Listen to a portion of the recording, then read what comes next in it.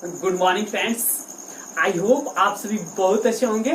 Today we celebrate conditional sentence. आज हम लोग कंडीशनल सेंटेंस यानी शर्त बोधक वाक्य, जिससे शर्त का बोध होता है, यानी ऐसा होगा तभी वैसा होगा, यह होगा तो वो होगा, ऐसा नहीं होगा तो वैसा नहीं होगा। इस प्रकार के सेंटेंसेस को पढ़ेंगे।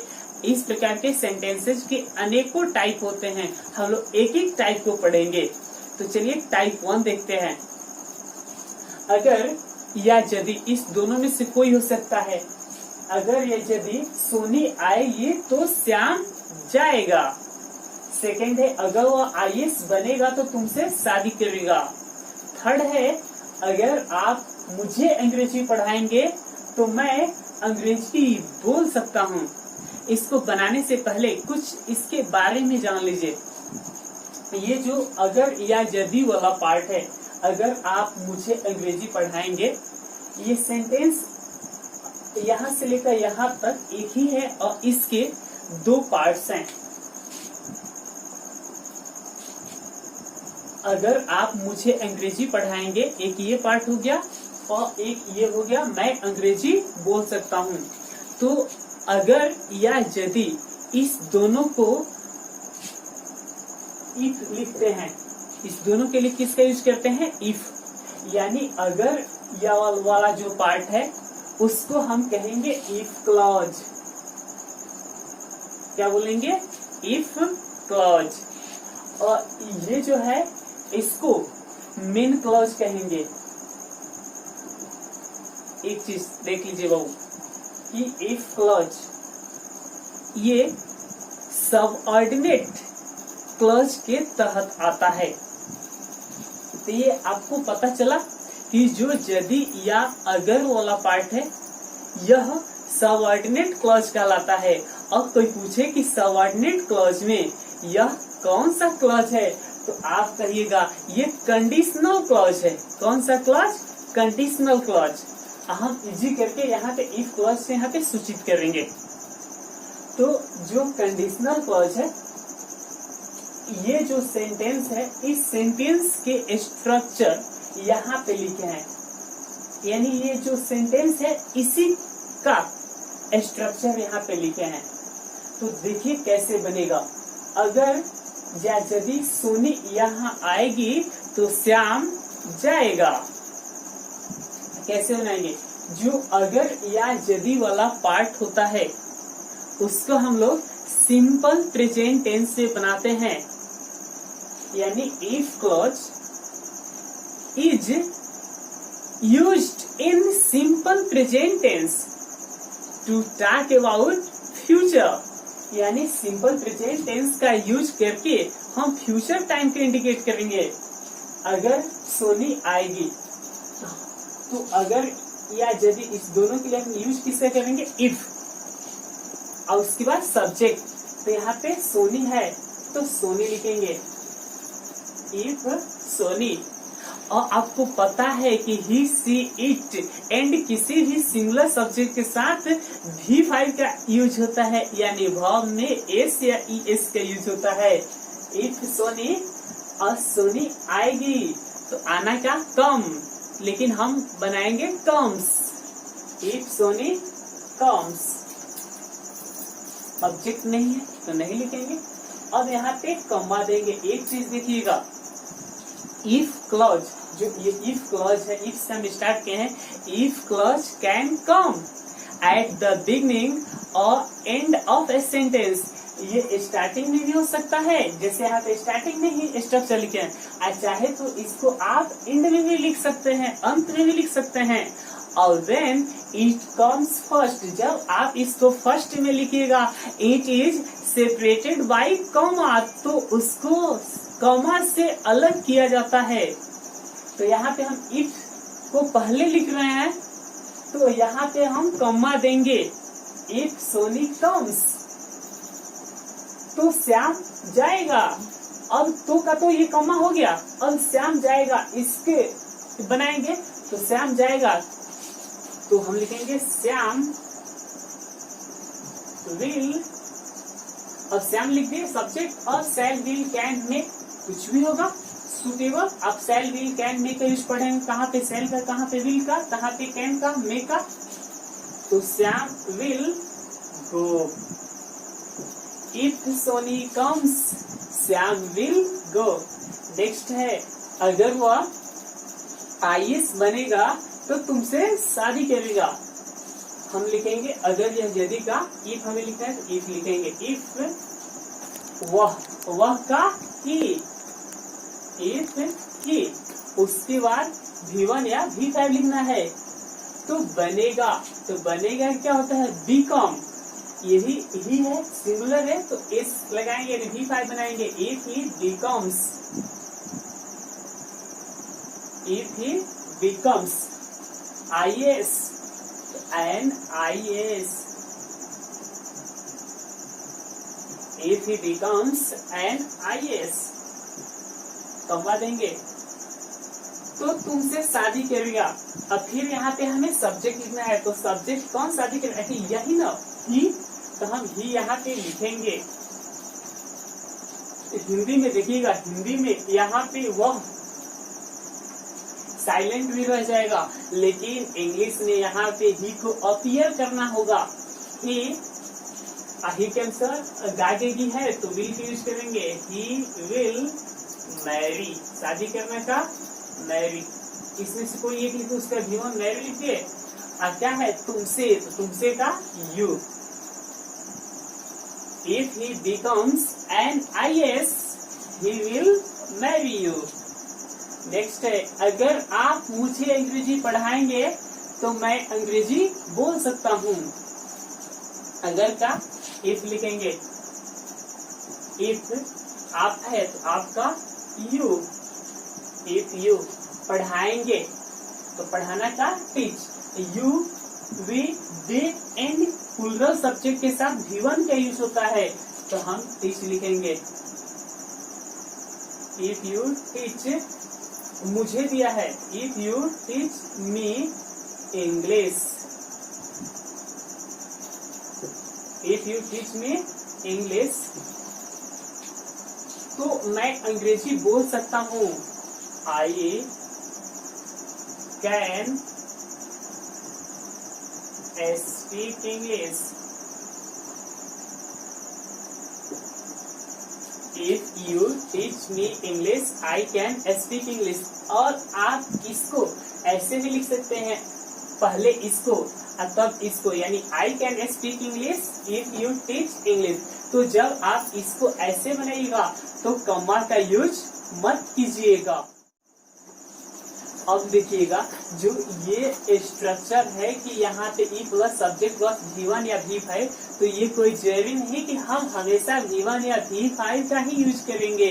कुछ लोग कहते हैं कि यहाँ पे ओनली सिंपल प्रेजेंट ही आएगा। हम आपको अन्य टेंस में भी रखकर दिखा देंगे, बस सिर्फ प्रेजेंट में रखेंगे। जैसे यदि सोनी पढ़ रही है तो उसे पढ़ने दो। अब यदि सोनी पढ़ रही है तो अब हम यहाँ पे EJMR प्लस V4 का यूज करेंगे। If Soni is reading let her read. और दूसरे भी टेंस से रख सकते हैं हम। यदि आप अपना काम पूरा कर लिए हैं तो आप घर जा सकते हैं। If you have completed your work you may go home. अब देखिए हैव या हैज लगा दिया, हैव हैज प्लस V3, तो ये कोई जरूरी नहीं कि हम हमेशा सिंपल प्रेजेंट का ही यूज करेंगे। अब देखिएगा अगर आप बर्फ को गर्म करेंगे तो यह पानी बनेगा, या अगर आप बर्फ को गर्म करते हैं तो यह पानी बनता है, या बर्फ गर्म करने पर पानी बनता है।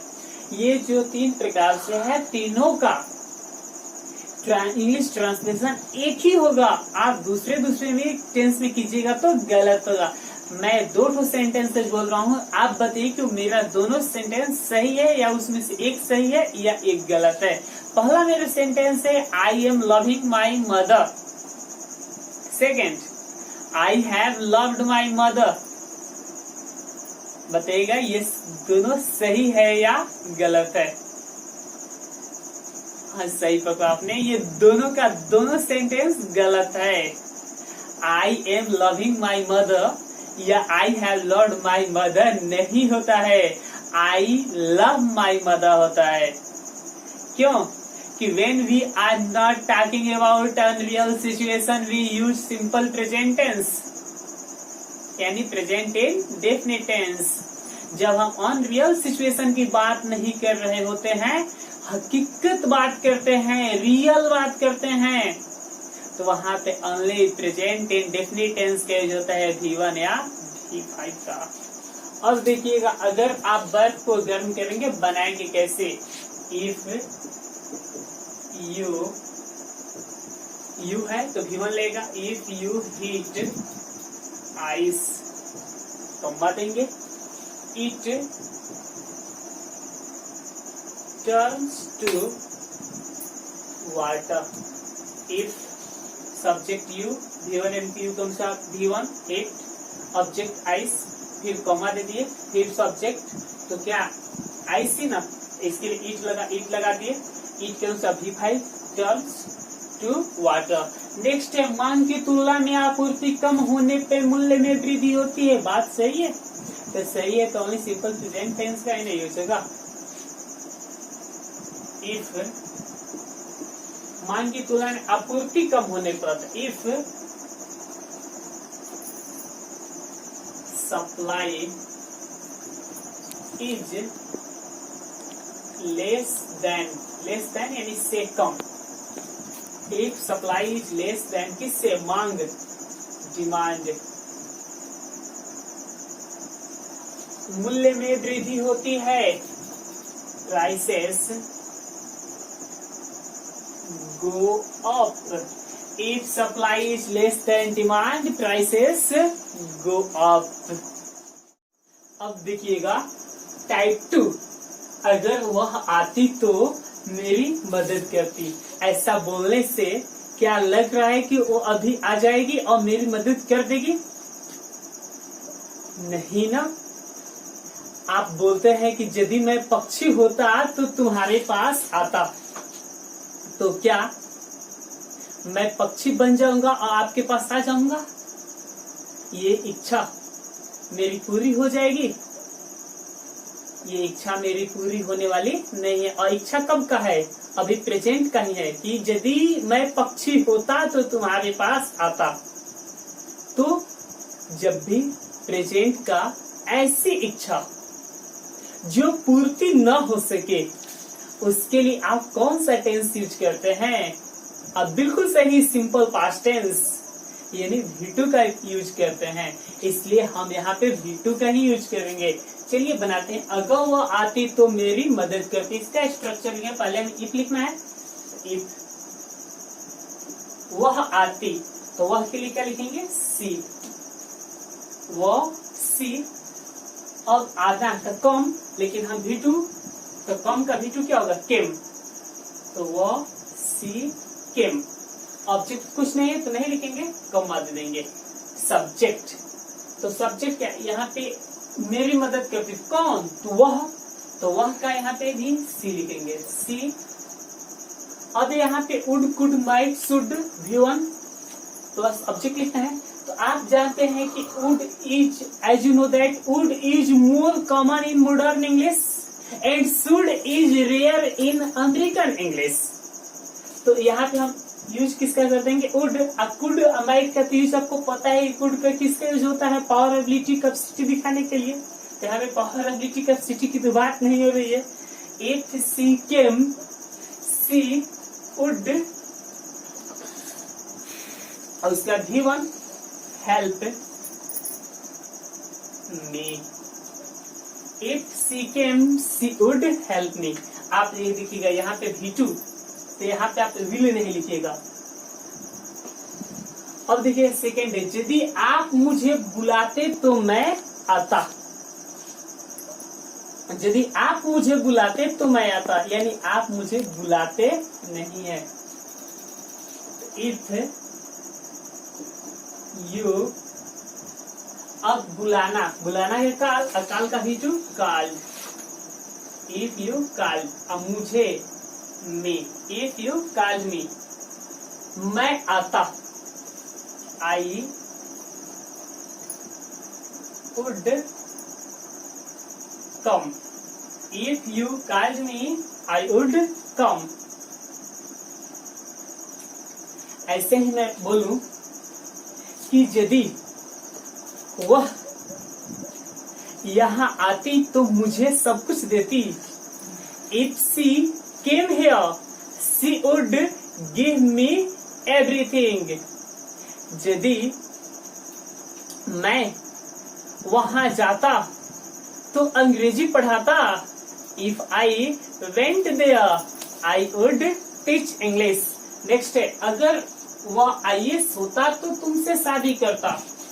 इफ ही, अगर वह आईएएस होता तो देखिए मैं विद्यार्थी हूं, आप क्या बनाते हैं, IMA स्टूडेंट बनाते हैं। तो अब यहाँ पे आईएएस होता यानी टू बी का हमारा फॉर्म चलेगा। तो टू बी का जो V1 होता है MR होता है, अब V2 क्या होता है वाज हुआ, यानी हम V2 का यूज करेंगे। और यहाँ पे यदि मैं आईएएस होता तो क्या मैं अभी आईएएस हूं, नहीं ना, यानी अनफुलफिल्ड विश और डिजायर के लिए ओनली आप V2 में यदि टू बी का फॉर्म दे दिया आपके एग्जाम में इज एम वाज चार ऑप्शन, तो उसमें आप ओनली वर्ड का यूज कीजिएगा। If he were an IAS, तो तुमसे शादी करता तो कौन, तो वह कहाँ पे लिखेंगे, he would marry you. If he were an IAS, he would marry you. ऐसे ही मैं कहूँ कि यदि मैं पक्षी होता तो तुम्हारे पास आता। तो if I were a bird, I would fly to you. यदि मैं भारत का प्रधानमंत्री होता तो देश की गरीबी खत्म कर देता। If I were the PM of India, I would remove the poverty of India. यदि मैं आपके जगह होता तो उससे बात नहीं करता। If I were you, I would not talk to him या her. अगला, यदि मेरे पास पैसा होता तो तुम्हारे लिए एक मोबाइल खरीदता। चलिए बनाएंगे, if I had money। अब यहाँ पे हैड क्यों लगा, पास होना का क्या होता है, हैव होता है, पास होना का क्या हैड, हैड का हमें सेकेंड फॉर्म लिखना है तो इफ आई हैड ही लिखेंगे। इफ आई हैड पैसा का money, if I had money, तो तुम्हारे लिए एक मोबाइल खरीदता कौन, तो मैं क्या लिखेंगे, I would buy A mobile for you. If I had money, I would buy a mobile for you. देखिएगा टाइप 3, यदि मैं मन लगाकर पढ़ा होता तो सफल हो गया होता। अब आप देखिए कि मैं मन लगाकर पढ़ा होता, कब की बात है, पहले का ना, कि पहले मैं मन लगाकर पढ़ा होता तो सफल हो गया होता। तो आप बताइए, ये बात तो पहले का है यानी पास्ट का, तो पास्ट का अनफुलफिल्ड विश और डिजायर के लिए कौन सा टेंस का यूज होता है, हाँ बिल्कुल सही, पास्ट परफेक्ट टेंस का यूज होता है, यानी हैड प्लस V3 का। तो यानी हम हैड प्लस V3 का यूज करके इसको बनाएंगे। यदि मैं मन लगा पढ़ा होता तो सफल हो गया, यानी if plus subject plus had plus V3 plus object plus Kamma plus subject plus would should could might plus had plus V3 plus object. तो इफ मैं का आई, और उसके बाद हैड, इफ आई हैड, और उसका V3, तो पढ़ना का रीड का V3 red. If I had read, लेकिन स्पेलिंग सेम होगा। अब मन लगाकर, तो मन लगाकर पढ़ना क्या होगा, अटेंटिवली।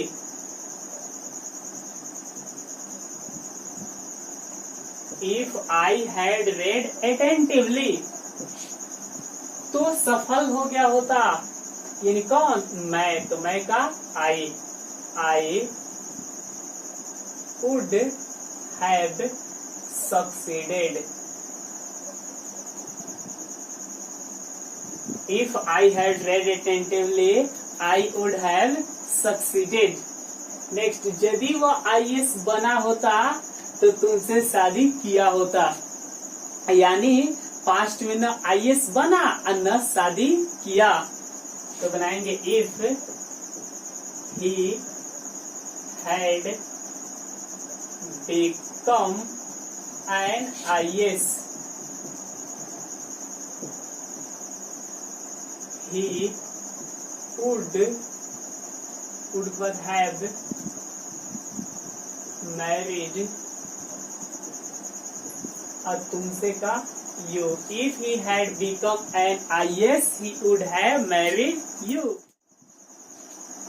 अब मैं आपसे 5 ट्रांसलेशन पूछ रहा हूं, आप उसको बनाइए।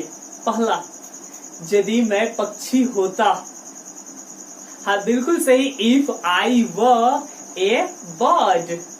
हाँ आपका भी सही है, वर आई ए बर्ड। हाँ जब आप वर को लिखिएगा पहले तो आप इफ को ड्रॉप कर दीजिएगा। अगला, यदि मेरे पास पैसा होता। हाँ बिल्कुल सही, इफ आई हैड मनी या हैड आई मनी। अगला, यदि मैं बाइक से वहां गया होता। हाँ बिल्कुल सही, if I had gone there by bike. यदि राधा चाय बनाई होती तो श्याम पिया होता। बिल्कुल सही, if Radha had prepared T, Shyam would have taken it. अगला, यदि आप देश की सेवा करेंगे तो देश आपको याद करेगा। हाँ बिल्कुल सही, if you serve the country will remember you. I hope आपको समझ में आया।